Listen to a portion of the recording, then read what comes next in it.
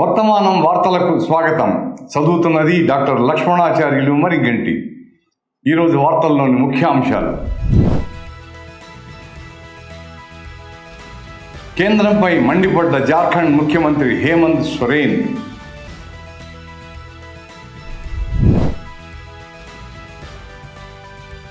వారం రోజులుగా వైద్యుల సమ్మెతో ఢిల్లీలో ఆరోగ్య సేవలకు ఆటంకం.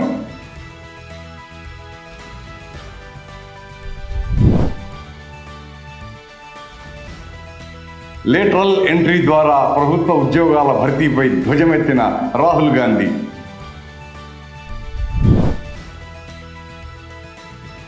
దేశంలో జనాభా పెరుగుదలపై ఇన్ఫోసిస్ అధినేత ఆసక్తికర వ్యాఖ్యలు.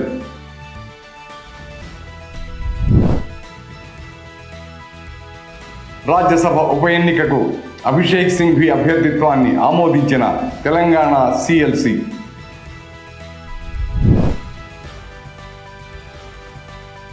కోల్కతా బాధిత కుటుంబానికి న్యాయం చేయాలని జిఐఓ డిమాండ్.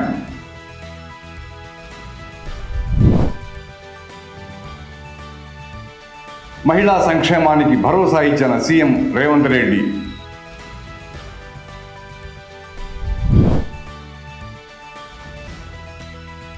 గాజా కాల్పుల విరమణ ప్రతిపాదన నెతన్యాహుకు అనుకూలంగా ఉందన్న హమాస్. మరికొద్ది రోజుల్లో జార్ఖండ్లో అసెంబ్లీ ఎన్నికలు జరగనున్నాయి. ఈ తరుణంలో అక్కడ రాజకీయ పరిణామాలు వేగంగా మారుతున్నాయి. జార్ఖండ్ మాజీ సీఎం జీఎంఎం ముఖ్య నేత చంపై సొరైన్ బీజేపీలో చేరనున్నట్లు సమాచారం.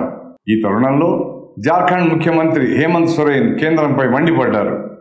ప్రతిపక్ష పార్టీల ఎమ్మెల్యేలను డబ్బు సంచులతో కొని విపక్షాలను దెబ్బతీయాలని బీజేపీ ప్రయత్నిస్తుందని ఆరోపించారు. తనకు అత్యంత సన్నిహితుడైన మాజీ సీఎం చంపై సొరైన్ బీజేపీలో చేరినందుకు ఢిల్లీకి వెళ్లారన్న వార్తల నేపథ్యంలో హేమంత్ సోరెన్ వ్యాఖ్యలకు ప్రాధాన్యత ఏర్పడింది. బీజేపీ ఇళ్లు కూల్చేయడంలో, రాజకీయ పార్టీలను ధ్వంసం చేయడంతో బిజీగా ఉంది. ఒకరోజు వారు ఎమ్మెల్యేలను కొనుగోలు చేయొచ్చు, మరుసటి రోజు మరొకరిని కొనుగోలు చేయొచ్చు, కానీ ఎల్లకాలం నాయకులను డబ్బుతో ప్రలోభపెట్టలేరని వ్యాఖ్యానించారు. రాష్ట్రంలోని ఇండియా కూటమి సంకీర్ణ ప్రభుత్వం జార్ఖండ్ ప్రజలతో కలిసి ఉందని హేమంత్ సోరెన్ చెప్పారు. కాగా సీఎం హేమంత్ సోరెన్కు మాజీ సీఎం చంపై సొరైన్ అత్యంత సన్నిహితుడు. భూ ఆక్రమణ కేసులో అరెస్ట్ అయినప్పుడు హేమంత్ సోరెన్ స్థాని జార్ఖండ్ సీఎంగా చంపై సొరైన్ బాధ్యతలు స్వీకరించారు. గత నెలలో ఆ కేసులో బెయిల్ మీద బయటకు వచ్చిన హేమంత్ సోరెన్ను సీఎంను చేసేందుకు చంపై సొరైన్ తన పదవికి రాజీనామా చేశారు. అర్థంతరంగా తనను సీఎం పదవి నుంచి తప్పించడంపై చంపై సొరైన్ కినుక వహించారని వదంతులు వినిపిస్తున్నాయి. ये लोग गुजरात से, असम से, महाराष्ट्र से लोगों को ला करके यहाँ आदिवासी, दलित, पिछड़ा अल्पसंख्यक के ऊपर जहर बोने का काम करता है और एक दूसरे से लड़वाने का काम करता है. समाज तो छोड़ो, ये घर भी फोड़ने का काम करता है, पार्टी तोड़ने का काम करता है. आए दिन कभी इस विधायक को खरीद ले, कभी उस विधायक को खरीद ले. కోల్కతాలోని ప్రభుత్వ ఆసుపత్రిలో వైద్యురాలిపై అత్యాచారానికి నిరసనగా దేశ రాజధానిలో వైద్యులు వారం రోజులుగా సమ్మె చేస్తున్నారు. దీంతో ఢిల్లీలో అవుట్ పేషెంట్ సహా అత్యవసర సేవలు స్పందించిపోయినాయి. గత సోమవారం సాయంత్రం నుంచి ఢిల్లీలో నిరసనలు ప్రారంభమయ్యాయి. మొదట్లో మెడికల్ కాలేజీ క్యాంపస్లకే పరిమితమైన వైద్యులు ఈ నెల ప్రారంభంలో వీధుల్లోకి రావడం ప్రారంభించారు. ఈ క్రమంలో ఢిల్లీలోని రెసిడెంట్ డాక్టర్స్ అసోసియేషన్ సభ్యులు కన్నాట్ ప్లేస్లోని రాజీవ్ చౌక్ మెట్రో స్టేషన్ వద్ద క్యాండిల్ లైట్ మార్చ్ చేపట్టారు. ఈ కార్యక్రమంలో ఢిల్లీలోని resident doctors associations vice president doctor Parth Mishra సహా వివిధ ఆసుపత్రుల నుంచి రెసిడెంట్ వైద్యులు పాల్గొన్నారు. డ్యూటీలో ఉన్న ఆరోగ్య సిబ్బందిపై హింసను అరికట్టడానికి కేంద్రం చట్టం చేయాలని డిమాండ్ చేశారు. ఈ సందర్భంగా ప్రదర్శనకారులు కన్నాట్ ప్లేస్ ఇన్నర్ సర్కిల్లో మానవహారం ఏర్పాటు చేశారు. ఘటనపై అవగాహన కల్పించేందుకు ప్రజలతో మమేకమయ్యే ప్రయత్నాలు కూడా జరిగాయి. తమ డిమాండ్లకు మద్దతుగా పాదయాత్ర చేపట్టి నినాదాలు చేశారు. బాధితురాలికి న్యాయం చేయాలని కోరుతూ ప్లకార్డులను ప్రదర్శించారు. पास कर रहे हैं। आज अगर वो लड़की कोई और थी तो कल को आपकी बहन बेटी भी हो सकती है अगर आप शांत रहे तो। లేటరల్ ఎంట్రీ పద్ధతిలో 45 మంది సంయుక్త కార్యదర్శులు, ఉప కార్యదర్శులు, డైరెక్టర్ల నియామకానికి యూపీఎస్సీ ఇటీవల దరఖాస్తులను ఆహ్వానించింది. దీన్ని కాంగ్రెస్ ఎంపీ లోక్సభలో విపక్ష నేత రాహుల్ గాంధీ తప్పుపట్టారు. ఇలా చేయడం జాతి వ్యతిరేక చర్యగా అభివర్ణించారు. ఎస్సీ, ఎస్టీ, ఓబీసీ వర్గాల రిజర్వేషన్లకు లాక్కుంటున్నారని ఆయన ఆరోపించారు. ఉన్నత స్థానాల్లో అణగారిన వర్గాలకు ఇప్పటికీ ప్రాతినిధ్యం దక్కడం లేదని, దీన్ని సరిదిద్దే బదులు లేటరల్ ఎంట్రీ ద్వారా వారిని ఆ పదవులకు దూరం చేస్తున్నారని రాహుల్ కేంద్రంపై మండిపడ్డారు. అంతేకాదు, లేటరల్ ఎంట్రీ పద్ధతిలో ఉద్యోగాలు భర్తీ చేయడం యూపీఎస్సీ కోసం సిద్ధమవుతున్న ప్రతిభావంతులైన యువత హక్కులను దోచుకోవడమేనని, అణగారిన వారికి రిజర్వేషన్తో సహా సామాజిక న్యాయంపై దాడి అని రాహుల్ విమర్శించారు. సమాజ్వాదీ, బీఎస్పీ సైతం లేటరల్ ఎంట్రీ విధానాన్ని వ్యతిరేకించాయి. భాజపా తమ అనుయాయులను పెద్ద పదవుల్లో కూర్చోబెట్టేందుకు చేస్తున్న కుట్రగా పేర్కొన్నాయి. దీన్ని జాతి విద్రోహ చర్యగా అభివర్ణించిన SP chief Akhilesh Yadav October 2న ఆందోళన చేపడతామని హెచ్చరించారు. బీఎస్పీ అధినేత్రి లేటరల్ ఎంట్రీ పద్ధతిని రాజ్యాంగ విరుద్ధమని అభివర్ణించారు. ఎమర్జెన్సీ కాలం నుంచి జనాభా నియంత్రణపై భారతీయులు శ్రద్ధ చూపలేదని, పెరుగుతున్న జనాభా దేశానికి పెద్ద సవాలుగా మారిందని ఇన్ఫోసిస్ కార్పొరేట్ నారాయణమూర్తి అన్నారు. ప్రయాగరాజ్లోని Motilal Nehru National Institute of Technology స్నాతకోత్సవంలో ముఖ్య అతిథిగా పాల్గొన్న సందర్భంగా ఇన్ఫోసిస్ అధినేత ఈ వ్యాఖ్యలు చేశారు. భారతదేశం జనాభా, తలసరి భూమి లభ్యత, ఆరోగ్య సంరక్షణ సౌకర్యాలకు సంబంధించి గణనీయమైన సవాళ్లను ఎదుర్కొంటుందని ఆయన అన్నారు. ఎమర్జెన్సీ కాలం నుంచి జనాభా నియంత్రణపై దేశ ప్రజలు శ్రద్ధ చూపలేదని పేర్కొన్నారు. ఇది దేశాన్ని అస్థిరంగా మార్చే ప్రమాదం ఉంది. అమెరికా, బ్రెజిల్, చైనా వంటి దేశాల్లో తలసరి భూమి లభ్యత చాలా ఎక్కువగా ఉంది.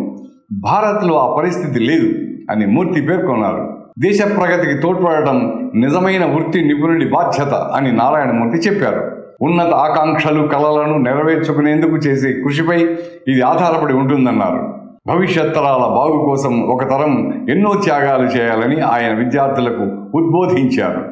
నా ప్రగతి కోసం నా తల్లిదండ్రులు, తోబుట్టువులు, ఉపాధ్యాయులు గణనీయమైన త్యాగాలు చేశారని, వారి త్యాగాలు వృధా కాలేదనడానికి ముఖ్య అతిథిగా ఇక్కడికి రావడమే నిదర్శనమని అన్నారు.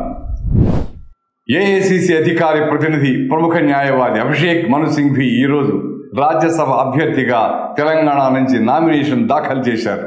ఈ మేరకు ఆయన అభ్యర్థిత్వాన్ని తెలంగాణ కాంగ్రెస్ శాసనసభాపక్షం ఆమోదించింది. హైదరాబాద్లోని హోటల్ షరాన్లో సమావేశమైన సిఎల్పి అధిష్టానానికి ధన్యవాదాలు తెలుపుతూ తీర్మానం చేసింది. ఈ సందర్భంగా సింఘ్వీని ఎమ్మెల్యేలకు సీఎం రేవంత్ రెడ్డి పరిచయం చేశారు. అనంతరం అభిషేక్ మను సింఘ్వి మాట్లాడుతూ తెలంగాణ నుంచి రాజ్యసభ సభ్యుడిని కావడం గర్వంగా ఉందని చెప్పారు. రాష్ట్రానికి రావాల్సిన హక్కుల విషయంలో రాజ్యసభతో పాటు కోర్టుల్లో తన వాదన బలంగా వినిపిస్తానని అభిషేక్ సింఘ్వి తెలిపారు. బీఆర్ఎస్ నుంచి కాంగ్రెస్లో చేరిన కె కేశవరావు రాజ్యసభ సభ్యత్వానికి గత 5న రాజీనామా చేయడంతో ఉప ఎన్నిక అనివార్యమైంది. ప్రస్తుతం శాసనసభలో ఈ సీటుకు పోటీ పడే సంఖ్యాబలం ఏ పార్టీకి లేనందున సింఘ్వి ఎన్నిక ఏకగ్రీవం కానుంది. కాగా ఏడాది ప్రారంభంలో కాంగ్రెస్ అధికారంలో ఉన్న హిమాచల్ ప్రదేశ్ నుంచి రాజ్యసభకు జరిగిన ఎన్నికల్లో సింఘ్వి ఓడిపోయిన విషయం తెలిసిందే. కోల్కతాలోని ఆర్జీకర్ మెడికల్ కాలేజ్ బాధిత రెసిడెంట్ డాక్టర్కు GIO తెలంగాణ బాసటగా నిలిచింది. హైదరాబాద్ సెక్రటేరియట్లోని డాక్టర్ బిఆర్ అంబేద్కర్ విగ్రహం సమీపంలో ట్రైనీ డాక్టర్ హత్యాచార ఘటన నిరసిస్తూ పెద్ద సంఖ్యలో GIO కార్యకర్తలు ప్రదర్శన నిర్వహించారు. బాధిత కుటుంబానికి నిరసనకారులు తమ సంఘీభావాన్ని తెలిపారు. ఓ నిర్భయ, బిల్కిస్ బాను భారతీయ సమాజంలో ప్రతిరోజు హింస, అణిచివేత మరియు అన్యాయాన్ని ఎదుర్కొంటున్న వేలాది బాధితులతో పాటు రెసిడెంట్ డాక్టర్కు న్యాయం చేయాలని GIO సభ్యులు డిమాండ్ చేశారు. మహిళలపై జరుగుతున్న ఈ క్రూరమైన నేరాలకు ముఖ్య కారణం internet, social media, music, TV, సినిమాలేనని నిరసనకారులు ప్రస్తావించారు. రీల్ వేరు, నిజ జీవితం వేరన్న సంగతి తెలుసుకోవాలని GIO తెలిపింది. అంతేకాదు, పెరుగుతున్న నేరాల రేటుకు ఆల్కహాల్, డ్రగ్స్, మత్తు పదార్థాల వ్యసనం ప్రధాన కారణమని గుర్తు చేసింది. వ్యభిచారం దరిదాపులకు కూడా వెళ్లొద్దు, ఇది నిజంగా అవమానకరమైన పని, చెడు మార్గమని GIO సభ్యులు తెలిపారు. మహిళల భద్రత కోసం కఠినమైన చర్యలు అమలు చేయాలని ప్రభుత్వాన్ని డిమాండ్ చేశారు. जिनके साथ बहुत ब्रूटली रेप और मर्डर हुआ है, हम इसके अगेंस्ट है। ना सिर्फ इसके, हर औरतों पे इस देश के औरतों पे हर जुल्म के अगेंस्ट है, चाहे वो रेप हो, चाहे वो सेक्सुअल वायलेंस हो, चाहे वो मर्डर हो, चाहे वो डोमेस्टिक वायलेंस हो, हर चीज़ के अगेंस्ट है। और आज हम ये जमा हुए ताकि हम डिमांड कर रहे हैं गवर्नमेंट से कि वो स्ट्रिक्ट एक्शंस ले, ऐसी स्ट्रिक्ट कार्रवाई ले, इसकी सही से कार्रवाई करें। और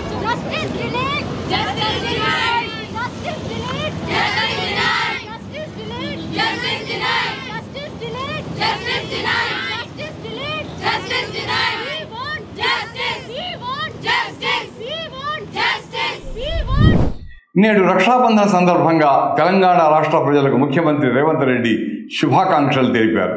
అన్నా చెల్లెళ్ల అనుబంధానికి ప్రతీక అయిన రాఖీ పండుగను అందరూ ఆనందంగా జరుపుకోవాలని ఆకాంక్షించారు. మహిళా సాధికారతో పాటు మహిళలను కోటీశ్వరులను చేసే సంకల్పంతో ప్రజాప్రభుత్వం వినూత్న కార్యక్రమాలు అమలు చేస్తోందని సీఎం తన సందేశంలో పేర్కొన్నారు. ప్రభుత్వం ప్రజలదే అని మహిళల భద్రత విషయంలో సైతం తగిన చర్యలు చేపడుతోందని పేర్కొన్నారు. అక్కా చెల్లెళ్ళందరికీ తమ ప్రభుత్వం ఎల్లవేళలా అందుబాటులో ఉంటుందన్నారు. తన పరిపాలనలో మహిళల అవసరాలు, హక్కులకు ప్రాధాన్యత ఇస్తున్నామన్నారు. మహిళల రక్షణ, సాధికారత విషయంలో రాజీలేని పోరాటం సాగిస్తామని సీఎం రేవంత్ రెడ్డి పునరుద్ఘాటించారు.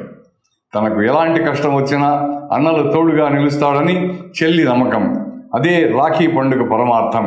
ఈరోజు భారతదేశమంతటా రక్షాబంధన్ ఆనందంగా జరుపుకుంటున్నారు.